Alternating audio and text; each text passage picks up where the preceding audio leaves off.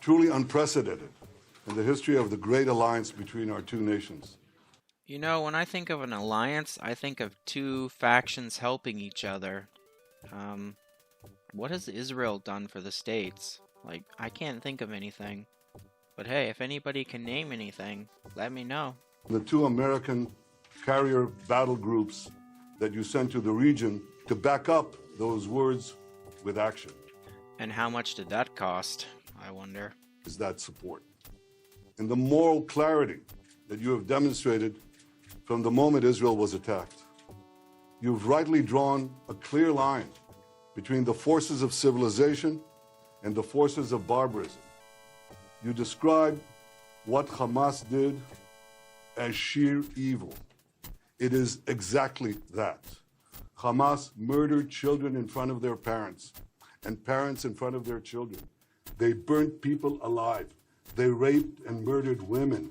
They beheaded soldiers. They searched for the secret hiding places where parents hid their children. And just imagine, Mr. President, the fear and the panic of those little children in their last moments as the monsters found out their hiding places.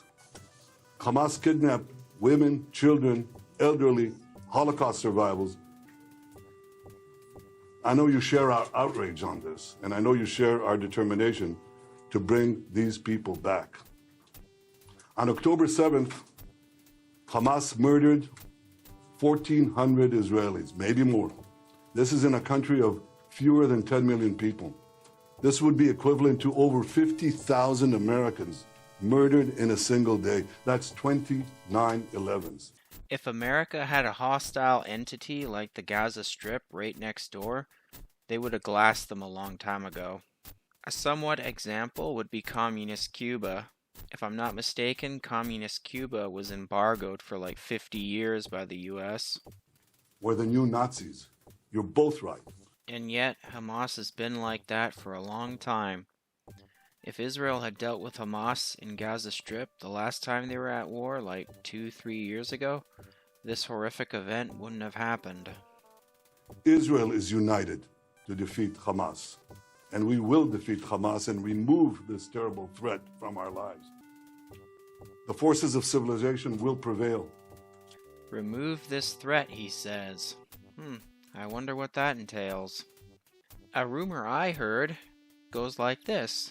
The West is going to take in a lot of Gazian refugees. Fingers crossed it's just a rumor, but somehow I doubt it. From Hamas, we're thinking. It's beyond my comprehension to be able to imagine what they're thinking. Beyond my comprehension. They're committed evils that and atrocities that make ISIS look somewhat more rational. ISIS, didn't they bring back slavery, and weren't they fond of decapitating people? I was deeply saddened and outraged by the explosion at the hospital in Gaza yesterday. And based on what I've seen, it appears as though it was done by the other team, not you. The other team? What the hell does he think this is? Some kind of game? And also means encouraging life-saving capacity to help the Palestinians who are innocent, caught in the middle of this. And by help, he means Biden announced that the U.S. would send $100 million in humanitarian assistance for Gaza and the West Bank. This money will support more than 1 million displaced and conflict-affected Palestinians, including emergency needs in Gaza. You know Hamas is just going to take that, right? And if you're worried that Israel won't get anything, well, worry no more. Biden administration is drafting a $100 billion, yes, billion with a B, in foreign aid package that includes assistance for Israel as well as other top security priorities, like Ukraine. And here I thought Ukraine had fallen out of favor. Well, anyway, I saw those two articles, and it's completely asinine to me. You're giving $100 million to Gaza, Palestine, or West Bank or whatever. Hamas is just going to use that to buy weapons. And then you're giving money to Israel, and they're going to use it to buy weapons.